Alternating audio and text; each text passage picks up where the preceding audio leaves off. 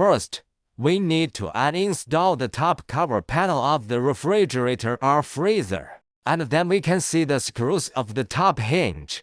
The video begins by showing the cover already removed. Next, we can start unscrewing the screws securing the top hinge of the refrigerator door. Notice that the top hinge has a spring back angle. This angle provides a slight pushing force to assist in automatic closing. Now, we only need to unscrew the screws securing the bottom hinge to remove the door.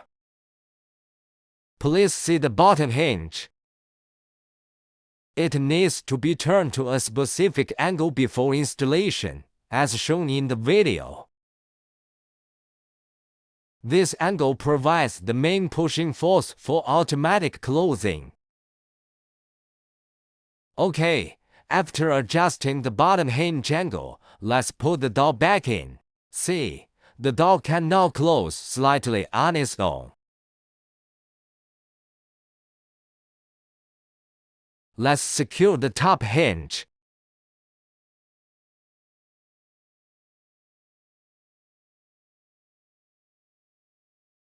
The worker advised that adjusting the position of the top hinge can also adjust the door height, just as shown in the video.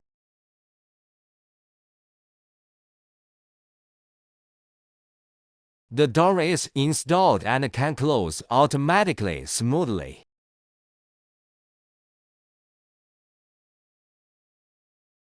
Finally, reinstall the bottom hinge screws.